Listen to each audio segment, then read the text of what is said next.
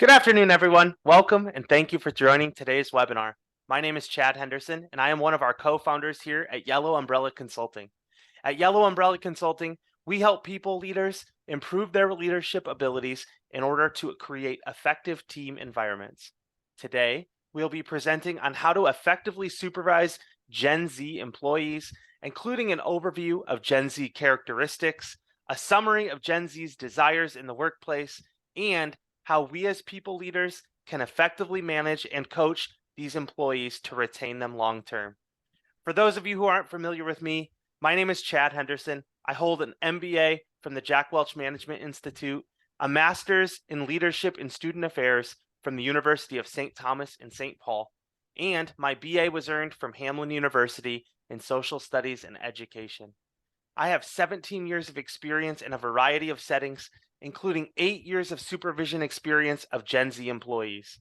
As a direct supervisor, I have led teams as large as 40 people and have worked with a variety of organizations to improve their team culture and supervisory dynamics. Today, I am joined by my fellow co-founder at Yellow Umbrella, Dr. Keelan Yenny. Dr. Yenny holds a PhD in organizational leadership and policy development from the University of Minnesota Twin Cities, as well as a Master of Arts in Social and Cultural Foundations of Education from DePaul University. Her BA degree was earned from Macalester College in the areas of education, music, and women, gender, and sexuality studies. In addition to her role at Yellow Umbrella, she serves as the Associate Director of Student Learning and Success at the Tutoring and Academic Success Center at the University of Minnesota. Easy for me to say. She also serves as an adjunct instructor in the leadership minor at UMNTC and has presented and published on a wide variety of topics related to student development, new professionals in the workplace, and a variety of topics related to diversity, equity, and inclusion.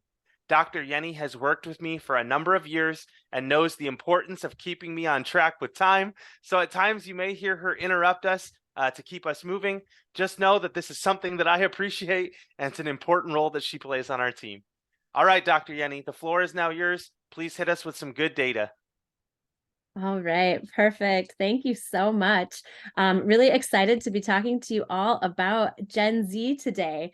So just to make sure we are all on the same page, the Pew Research Center identifies Gen Z as those individuals born between 1997 and 2012. So when we think about kind of the older folks in this generation, they're about 26 years old right now. So definitely have been in the workforce for a few years, but many more of them will be coming up here in the next couple of years. Want to dive in a little bit and kind of contextualize who Gen Z is, right? What makes them unique? What makes them different from previous generations? The first piece that I think is really important to acknowledge is that this is an incredibly diverse generation. In fact, they are the most racially and ethnically diverse generation that we've seen in the United States. And they're also highly educated, on track to become the most educated generation as well in US history. I also think it's really important that we recognize some of the pivotal moments that have happened in Gen Z's life, because as we talk about what they need in the workplace, I think you're going to see a lot of similarities. So the first big kind of topic or situation that they ran into in their generation was really the 2008 Great Recession. So a lot of individuals in this generation saw their parents, right, really struggle with that recession and some of those financial implications. And it's really shaped kind of how they think about work and the workplace. Certainly lots of issues and challenges around climate change, diversity and equity, and of course, the COVID-19 pandemic starting when many of the elders in this generation were entering the workforce has all greatly impacted how this generation thinks about and interacts with work environments. So as the data person, right, I would be remiss if I didn't show you some graphs to kind of support some of these claims. So here we have research on the diversity of different generations, Gen Z being there in the royal blue. And you can clearly see by this bar graph that those in the Gen Z generation that identify with as 2 or more races, Hispanic, Indian American, Alaska Native, much larger than in previous generations, right? Again, just recognizing that this is a very racially and ethnically diverse generation in our country. And they make up a large portion of our country too, right? So we're seeing about 21% of our overall US population falling into this Gen Z category. Although this population only comprised about 6% of the workforce in 2020, by 2030, we're going to see that they will be 30% of the workforce. So really important for us as managers and people leaders to be thinking about how do we support this population, especially when they have some really unique needs that we're seeing that they're really good at advocating for. So managers in working with Gen Z employees, a recent study from resumebuilder.com actually showed that 74% of managers struggled when working with their Gen Z employees. And the reason that most managers were frustrated, kind of the top 3 concerns, were Gen Z's ability to effectively use technology in the workplace. I think this is an interesting complaint, knowing that Gen Z is kind of the first digital native generation, but we're not seeing that use of technology in the workplace in the way that managers and people leaders are expecting. Also, some challenges and concerns around effort and motivation, which we are definitely going to dive into later in the presentation. And as we think about why is this topic important, right? Why are we focusing on Gen Z employees? 20% of the managers that responded to this survey have said that they have fired a Gen Z employee in the first week. And so if we think about all of the work and effort that goes into the hiring process, the onboarding process, certainly from a management perspective, we want to be retaining these individuals, right? And so really important that we focus in on what they need. We're seeing that Gen Z has some really high expectations of the workplace, right? Whether it's compensation, benefits, values, alignment, and they're doing some really incredible work encouraging changes, not only for their own generation, but for other generations that are in the workplace as well. They are really kind of changing the face of work, particularly in our post-pandemic world. As we will see in the research, they also have limited loyalty. So this is really kind of the first generation where we're seeing they don't automatically give loyalty to a single company or organization. If they aren't feeling as though the company is meeting their needs, they are more than willing to go off and look for that support, look for that professional growth in other places. So what is Gen Z looking for in the workplace? Chad, should we dive in and kind of see what some of the research says? Absolutely. I think the most surprising number from that, first of all, firing an employee in their first week, 20% to be saying that, obviously not a great place to start. But yeah, let's dive into the reasons that they're holding their workplace accountable. Yeah, absolutely. Well, the research is showing us that this first need that Gen Z has is not too surprising, or at least I was not particularly surprised. Flexibility is key for this generation. 65% of Gen Z employees in a recent survey reported that hybrid work options were very important to them. And 47% stated that if they were required to be in person 5 days a week, they would actually look for a new role. Related to flexibility, Gen Z as a whole is very in tune with overall well-being, mental health, work-life balance. And so it's really important to them that they feel like they're able to integrate their personal life along with their work life to try and prevent burnout and exhaustion. So what this ends up looking like, right, in terms of needs, things like flexible work hours, remote and hybrid work, or even getting creative with opportunities like condensed work weeks. You'll see on the screen, we have some questions that you can kind of think about as a manager. We will be providing these to you in a handout at the end of the webinar, so no need to take notes on them now. But Chad, I would love to hear from your experience. How does flexibility in the workplace show up for you when you're working with Gen Z employees or any employees that you supervise? Yeah, I think what's tough is like I read this list and I kind of laugh because, and I'm sure there's some managers that are present with us today as well. That well, yeah, of course, like we'd all love condensed work weeks and to be able to work hybrid 100% of the time. So much of what you're able to do with flexibility is just dependent on what your company's policies and what your ability is. So the first thing I would say is if you're a manager, you need to make sure that you're touching base with your HR and really understanding what is the company's stance on the ability to work remotely or the ability to adjust your schedule, first of all. But more importantly than that, in order to be really flexible with all of my employees, regardless of their generation, you have to know who they are as people first. If you're not creating a relationship with them up front where they feel comfortable being able to tell you who they are and share a bit about you, you're not really knowing what is causing their need for flexibility. The more I get to know my employees, the more that I know their story, the more that I understand why they bring the needs that they have. And then the more that I can advocate for them up the chain through, whether it be a director or a VP. But so just really understanding who they are. I could give an entire presentation just on the way we should treat employees with remote work and with flexibility, and maybe at some point we will. But really, it's just getting to know them and understanding what their needs are and what their expectations are. Having a very honest conversation up front, like, yeah, I can understand that, or like, no, that's probably not going to be possible, so that their expectations are like they understand it from the very beginning. Mm-hmm. And I'm curious, just with your own experience around flexibility and kind of meeting employees where they're at.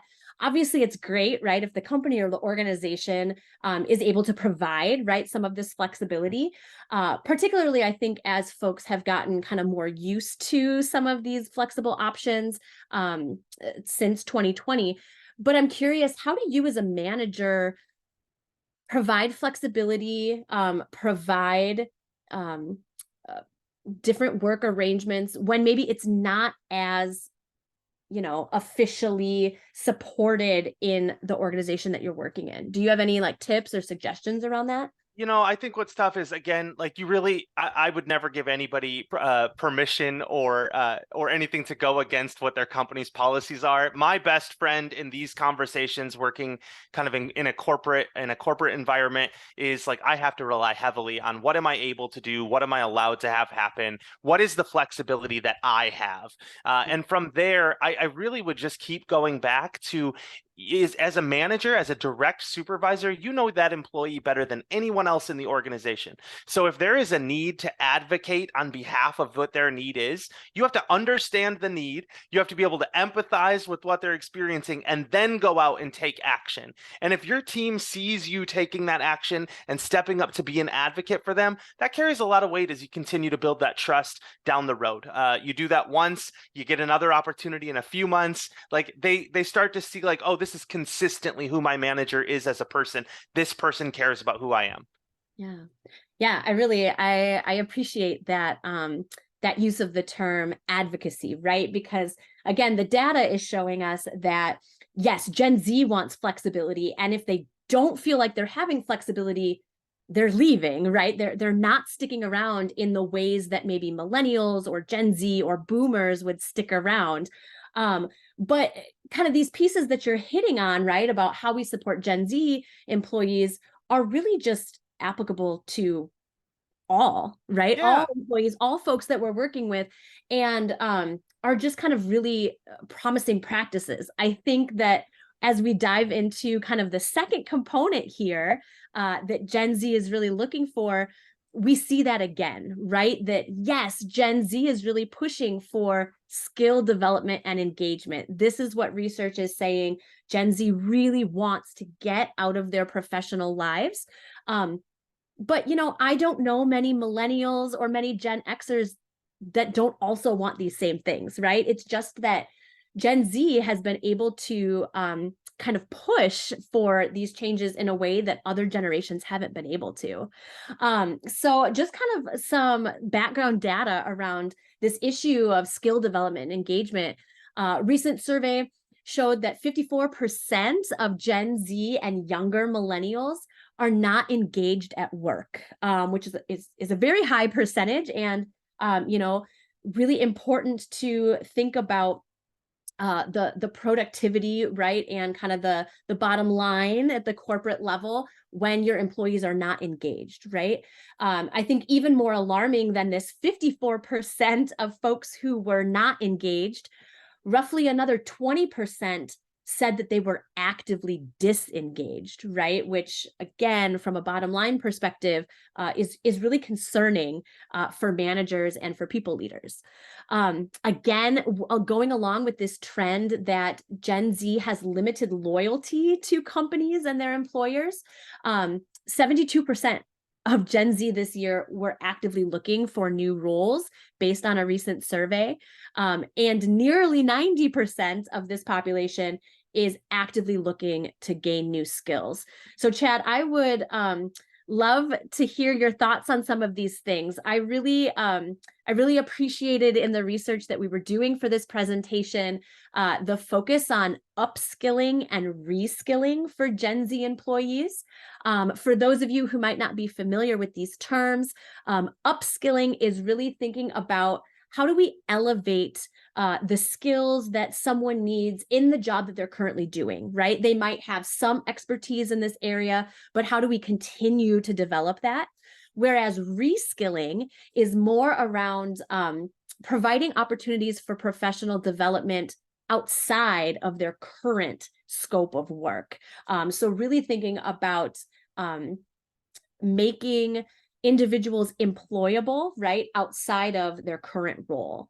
So I thought that those two pieces were really fascinating, but I know, Chad, that in your experience as a manager, you have done a lot of work around skilling your employees, but also related to continuous feedback. So if you don't mind, I would love to know a little bit more about how you have those feedback conversations with Gen Z employees and what that looks like in your day-to-day work. Yeah, well, I think the most important part, if I was to go back to even what you had just said about they're the least likely to be loyal or they're the most unloyal. And I think where I disagree with the way that the industry in general is calling them disloyal, I just totally disagree with it. I think that they're absolutely loyal. I just think they hold their companies to a higher standard and they're not afraid to leave if you don't meet the standard. If you don't say, or if you're not who you said you would be, they're like, hey, I'm not going to stay here. And I actually kind of have a lot of respect for it. In fact, as a millennial myself, I'm a little jealous because it feels like Generation Z is finding a way to use the voice, and possibly it's too early to tell because they're still super young and they're still new professionals in the world. But it is interesting to see how this will progress because they might actually be able to make some of the change that I was hoping that millennials were going to make in order to like kind of help everyone help advocate for all of the employees within a company. But continuous feedback, the difference that I have seen, and again, we don't do this right now just for Gen Z. We're really shifting the way that we do this. I think Gen Z is helping us see the importance of some of these aspects, but we're doing this with all of our employees at the same time. So this isn't just about like, hey, I've got a young employee, so I'll treat them this way.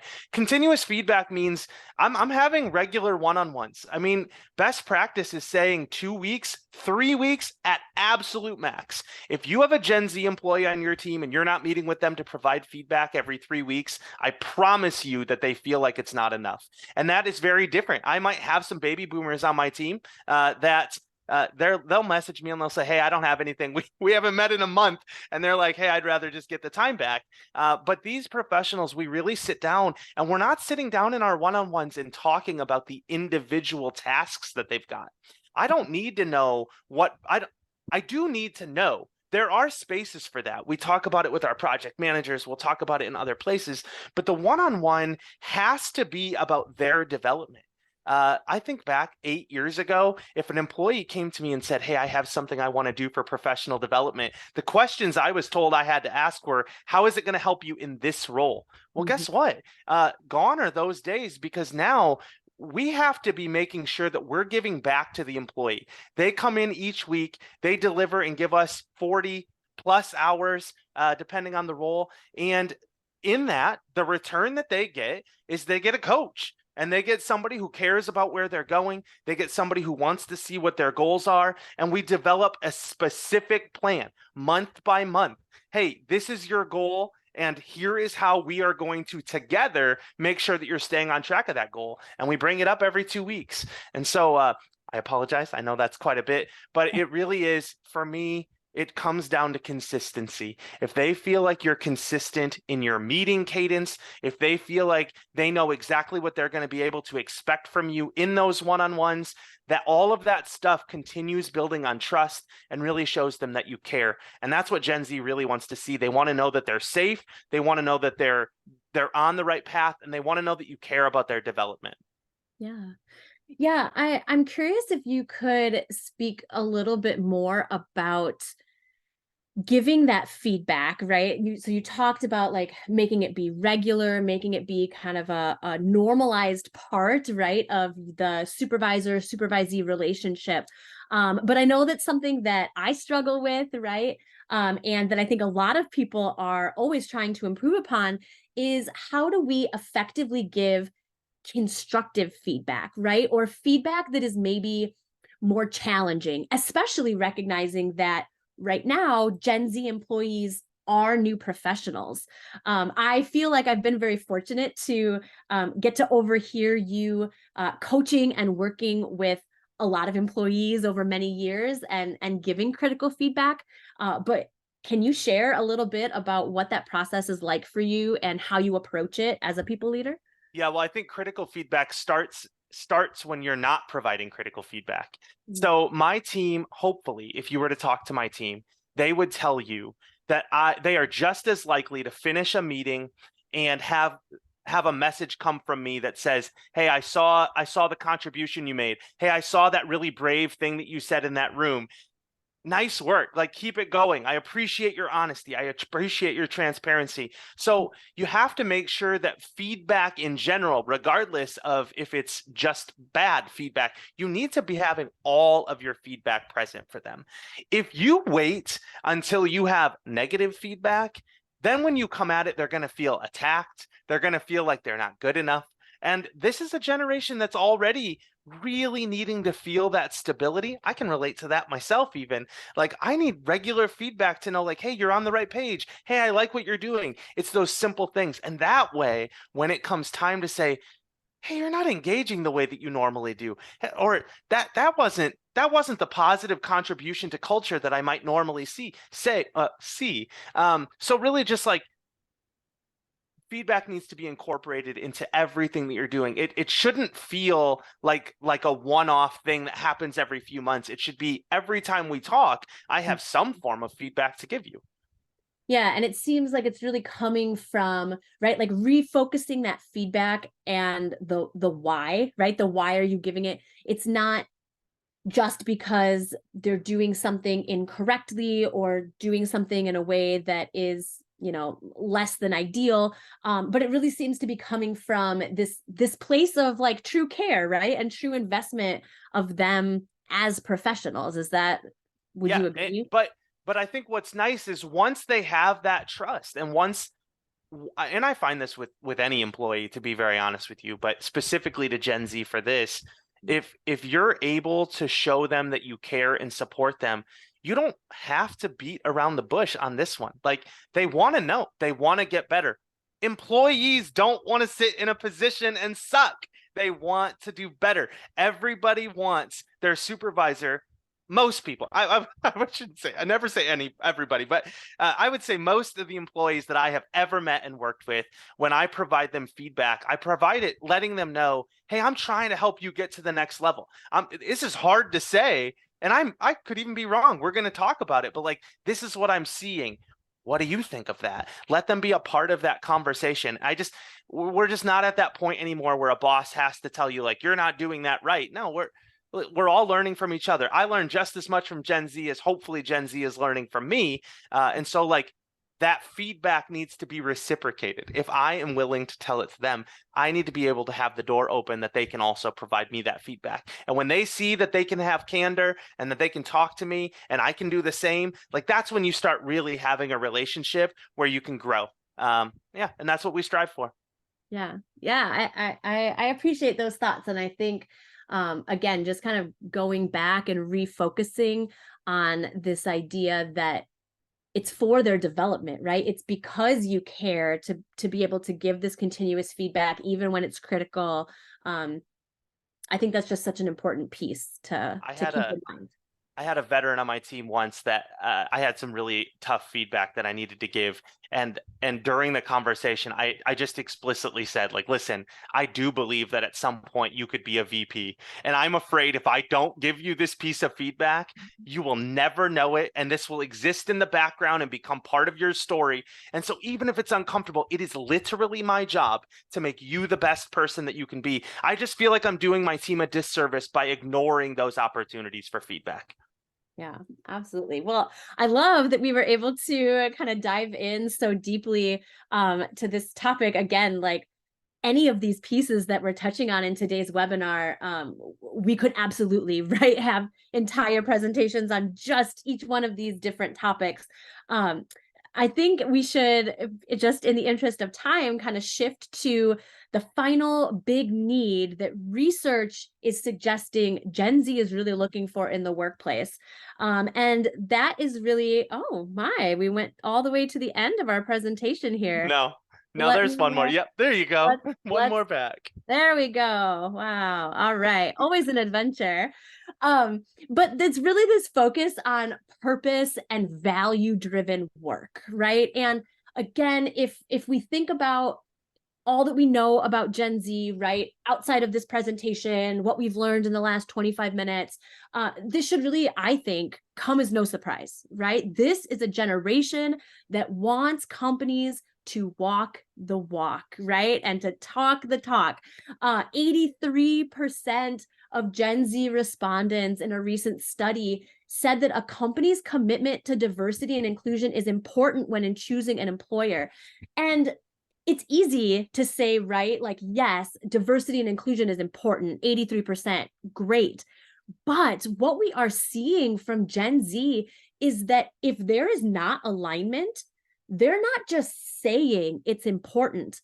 They literally are walking away from the job if they don't see that really clear connection. So again, Gen Z, I don't think is wanting anything that is that different from other generations. At least I would say the two most recent generations, right? Millennials and Gen Xers. Like, I think these kind of ideas have been very well ingrained in our US culture for a long time, by and large. Hmm. But Gen Z is taking it to the next level by saying, if there is not transparency here, if there is not alignment, I'm out, right? And I will go someplace where I can find that for myself.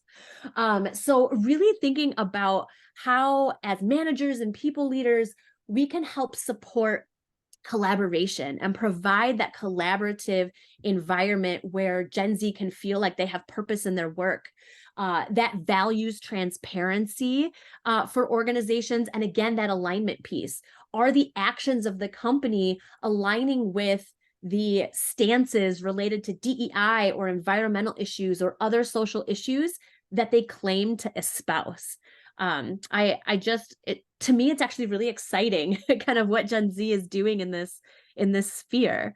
Hey, listen, what I think is the most cool about this is companies can't bullshit this one, right? Gone are the days of throwing out as many of the DEI buzzwords as you can in your town hall, and we'll add a question during your interviews where we ask you about diversity. Like they do, like you said, they want you to walk the walk. And this one's harder to coach. This one's harder to coach because this takes you as a manager, you as a director, you as a company leader. You have to really take the time, you have to educate yourself. You have to make sure that you understand privilege if that falls with you. You have to understand the identities of your employees. But speaking specifically as a manager, so I'm not an administrator. I'm not in one of those roles within a company where I get to shape the way that we react when something happens in the community or when there's, something on the news that we need to take a stance. But what I can do is I can do everything in my power on my team every day to make sure that they have the opportunity to come to work, be themselves, put themselves into their job, and give everything they have and learn and grow, right? And that happens in ways that I would consider little, but in saying them, they're likely really big ways that a lot of people miss. When my team members tell me their gender pronouns, I listen and I use them, Yeah. right? And that's unfortunately what we're hearing is Gen Zers will say, "Hey, during the hiring process, I told you I use they them, you use she her instead, and you know what? You didn't even try." And so like that's not to say that Gen Z is expecting anybody to not make a mistake. That's not what this is saying. But I think if you're an authentic manager and you create it, you're comfortable with who you are, you're comfortable with the knowledge that you bring, you're comfortable with the gaps of knowledge that you don't have, and then you just own those. I don't get it right every time. Using gender pronouns as that same thing. I have team members that use they, them, and every once in a while I still get it wrong. But I have a relationship with them where I say, "Hey, how do you want me to handle that? Like, do you want me to stop and acknowledge that I messed it up?" And they're like, "No, just make the correction quickly and move on," right? That's the agreement that I have with my team. And so they recognize that. And when you do it and you do it and you do it again and you're getting it right, guess what? They're happy. They'll show up and they say, "Hey, that means the world to me." So many people don't get that right. Yeah, I think too, I want to jump in because, earlier we were talking about continuous feedback, right? And the importance of that. And here around purpose and value-driven work, we're talking about collaboration. And so I just kind of want to draw the parallel that when you have that relationship, right, with your employees, and they're able to kind of call you out, right, when you make a mistake around some of these issues, um, that is a cycle of continuous feedback, right? Not for them, but for you as a manager. And I think that the ability to foster that type of relationship where it's it's equalizing the power dynamic, I think, a little bit between the manager and the employee, and making it more of a collaborative space, right? A space where the Gen Z employee feels like they have value and they have input because they do, right? Yeah. I think I one think thing that's an interesting parallel. when we say equalizing that power dynamic though, I think they're really hesitant about that and they should be. If companies aren't paying attention to TikTok, like I'll tell you that they do not want you to say that you're a family. They do not want you to say that we're like family. That is not true. And they understand that. They understand the boundaries probably more clearly than I ever did. And, maybe even still with drawing boundaries. So it's just really neat to see that they're holding us accountable and they're really like wanting us to lead in there. Yeah. Yeah, I wanna draw one other parallel. Again, when we were talking about flexibility, right? And obviously, if your company or your organization offers a lot of flexibility from the upper levels down, right? That can make it easier for you as a manager, right? To offer that to your employees, help with retainment, help them with work-life balance, etc. Um, I feel like kind of that sticky situation, right, can also come up here, particularly around organizational stances on environmental concerns, DEI, social justice issues. Um, I'm curious if you have thoughts on, again, how do you as a manager help advocate for change at higher levels to support your employees when maybe your company doesn't have clear stances or isn't taking stances on these types of topics. Sure. Well, luckily for me, that is not my current situation. That's not what I'm facing in my current company. But for those companies that do, I think it's using the employee's voice. It's my opinion. I mean, as a manager, like, yeah, sure, I get to supervise folks. I maybe make a little bit more money, but ultimately, I still think that their voice carries the most weight. And so, like, if there is opportunities for feedback, I make sure that I encourage my team. Hey, we need to hear your voice. You all have been telling me this. Like, this is the time to speak up on that. Helping them see when those opportunities are present and when available, and if you can see it, helping them navigate that sort of political minefield. Because the last thing I want to do, they're trying to develop an identity. They're trying to take a stance. They're trying to make a name for themselves. And the last thing I want to see someone do is like speak up in a meeting and stand up to the VP or bring up a hard concern. And all of a sudden, like, that's it. Like, you've been kind of tanked. So really helping them see who are your allies on these different topics. What's the correct way to handle it politically? Yeah, those were the first things that came to my mind. There were a couple other thoughts that I had, and now I kind of forgot your question, but those would be the first things that come to my mind. Yeah, no, I think that's great. And I think, these three big desires, right, from Gen Z, this need for flexibility, this idea of continual development, and then really value purpose-driven work.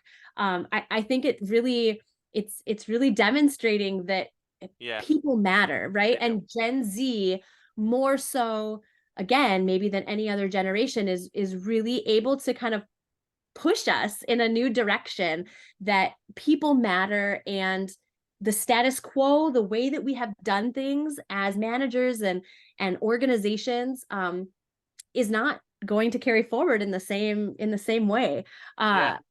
Yeah. I don't know. I think it's exciting. It's Yeah. exciting. As I talk, I mean, there's two ways to go about this topic. Like, Gen Z, they're 20 at max 26 years old right now. So, I don't expect to have every single manager caring about this topic. I mean, I have very few employees on my current team, if any, right, that are Gen Z right now. But that third or fourth slide that shared, there'll be 30% of the workforce in the next 6 years. Yeah. 6 years. So, like, you can put it off for right now if you'd like to, but if you're not focused on these topics, I mean, you're not only going to lose out on recruiting new Gen Z folks, but your current team is also paying attention, because they want these same things. Like, they're seeing that there is a push for these things, and they're also kind of finding their voice on those same topics. So, a hybrid work environment isn't just an important topic right now for Gen Z, but Gen Z is willing to double down and hold you accountable and say, like, no, actually, like, we're not going to transition back to the way we did it in 2019. Like, we're good right here. And if not, like, that's cool. You can switch back. Like, we just won't be here for it. Yeah. Your people matter. I think too, like, just kind of ending on one other, like, really fascinating statistic around Gen Z. There was one report that I was diving into, and it said that it was like two-thirds of Gen Z folks that had taken this survey said that at some point in time they hope to be entrepreneurs. So it's really almost this idea of, hey, listen, if companies and organizations aren't going to provide this stuff for ourselves, like, the world is changing and we'll do it on our own, Yeah, I mean, this is a generation that saw kids that were their age at 8 years old making millions of dollars as YouTube stars, right? Like, they 5 years ago, being a YouTube influencer was the #1 answer that kids were giving on what they wanted to be. For the first time, we weren't talking about firefighters and astronauts. Like, they want to be YouTube stars. And I think that's important because they see, like, I can do things with my own thoughts. I don't need to do what you say. But they do want the stability. The reason that they don't jump immediately into entrepreneurship is they are nervous about it. We're seeing them want to work for these large companies again. We were shifting away. We saw all of these folks trying to find jobs at tech startups in California. Obviously, that's not really on a great path right now. And all of a sudden they're like, no, the larger the company, like if they're walking the walk, I want to work for the big company instead. I want to see what they can help me with. Yeah. Pretty Yeah. neat. And of course that's a perfect segue, Chad. Thank you. Um, Always. in terms of what can I get help with, right? Um, we really enjoyed the opportunity to kind of dive into Gen Z today and talk about how we can support them as people leaders. But of course, we would love to continue this conversation, right? Would love to connect with folks outside of this space, executive coaching, consultation, team development. If there is a question or a concern that you have, we would love an opportunity to chat with you and connect. Do you have any kind of final parting thoughts before we wrap up our Gen Z webinar? No, I think I just want to thank everyone for coming out and supporting us. Such a great turnout for one of our first events. So thank you for being here. And if there's anything that we can be helpful with, I think that's the most important part for me. Is we're going to keep providing good topics. We're going to keep using our experience to help make a people manager's life easier, to help make team cultures better, because we know that companies are more productive. They make more money when they take care of their people. And so anything we can do to help with people or individuals' goals, certainly just reach out and let us know. We're happy to help.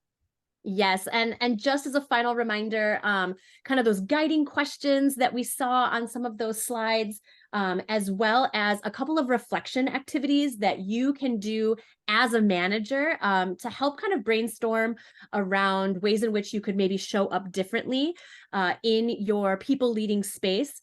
We will be sending that out after the webinar, so please do check your email. Again, my name is Keelan and my partner Chad. We have really enjoyed chatting with you today, and we look forward to connecting next time. We'll send the PowerPoint and recording. Thank you so much for being here. Bye. Thank you. Bye.